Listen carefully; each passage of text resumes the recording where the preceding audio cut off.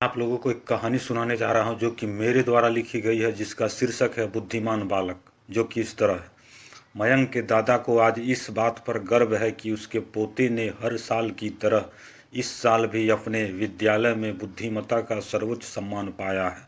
उसकी इस उपलब्धि के लिए आस पड़ोस के लोग भी उसकी प्रशंसा किया करते हैं। एक बार गांव का ही एक बच्चा तालाब में डूब रहा था।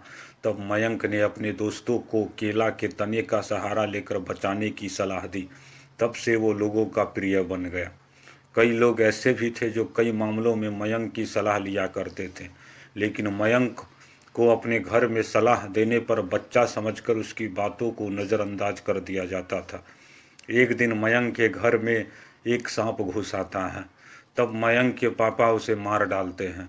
यह सब देख मयंक के दादा दादी उस पर बिफर पड़ते हैं और कहते हैं, तुम्हें मारने की क्या पड़ी थी, क्योंकि सांप मारना बहुत बड़ा पाप होता है। यह सब देख मयंक कुछ कहता है कि इतने में आवाज़ आती है, तुम्हें कुछ बोलने की ज़रूरत नहीं है। एक दिन मयंक के घर में पड़ोस के दादाजी के दोस्त आए थे। वो मकान के ग्रिल पास बैठ कुछ बातें कर रहे थे। मयंक वहीं पास इर्द गिर्द घूम रहा था कि इतने में ग्रिल पर से अचानक एक सांप का छोटा बच्चा जमीन पर गिर पड़ता है। यह सब देखते ही मयंक के पापा मारने को उठते हैं। उसके दादा सांप को मारने से मना करते हैं और दादी कह उठती है, अपने धर्म में सांप को मारना बड़ा पाप समझा जाता है। तीनों की बातें इस तरह उलझ पड़ती है कि वहाँ खटपट होने लगती है। तब दादाजी के दोस्त मयंक से सलाह मांग बैठते हैं। तब मयंक कहता है, अगर सांप घर में घुस आए और बाहर निकाला जा सकता हो तब उसे बिन मारे घर से बाहर निकाल देना चाहिए, और अगर सांप घर से बाहर किसी कारणवश न निकल सके तो उसे मार देना चाहिए।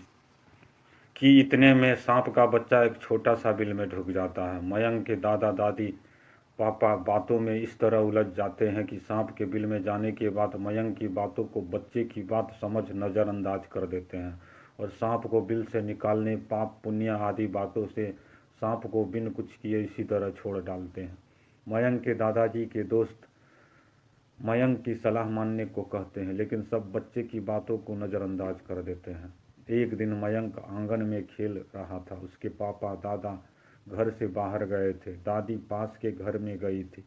मयंक की माँ अपने घर के कामों में व्यस्त थी कि कुछ ही पलों में बिल में छिपा सर्प का बच्चा मयंक को काट लेता है। मयंक के छोटा होने के कारण सर्प के बच्चे का विष उसके शरीर में फैल जाता है और मयंक की मौत वहीं हो जाती है। कई घंटों बाद घर के लोगों को इस बात का पता चलता है।